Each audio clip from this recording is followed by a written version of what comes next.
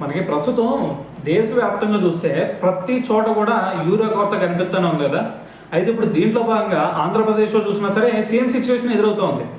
అందుకని చెప్పేసి ఇప్పుడు దీని గురించి వైఎస్ జగన్మోహన్ రెడ్డి గారు ఒక ప్రెస్ మీట్ పెట్టి దాంట్లో మరి అటువైపు కూటమి ప్రభుత్వాన్ని అదేవిధంగా చంద్రబాబు నాయుడు గారి మీద తీవ్ర విమర్శలు గుప్పించారని చెప్పాలి.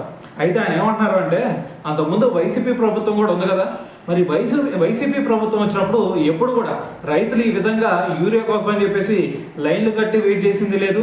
సో దాని తర్వాత మరి యూరియా కొరత ఉందని చెప్పేసి ఎప్పుడు కూడా రైతులు ఇబ్బంది పడింది లేదు. కానీ ఇప్పుడు చూసుకుంటే కూటమి ప్రభుత్వం వచ్చిన తర్వాత మరి రైతులందరూ కూడా యూరియా కోసం అని చెప్పేసి యూరియా కొరతతో చాలా ఇబ్బంది పడుతూ ఉన్నారు. సో ఈవెన్ చెప్పాలి అంటే చంద్రబాబు నాయుడు గారి నియోజకవర్గం అయినటువంటి కుప్పంలో కూడా ఈ విధంగా రైతులు మరి ఈ విధంగా లైన్లు కడతా ఉన్నారు కాబట్టి ఇటువంటి ఇబ్బందికర సిచ్యువేషన్ ఉంది కాబట్టి మరి చంద్రబాబు నాయుడు గారు ఈ సిచ్యువేషన్ చూసిన తర్వాత ఆయన ఏదైనా సరే ఒక బావిలో దూకి చస్తే బెటరు అని చెప్పేసి ఒక కామెంట్ చేశారనమాట.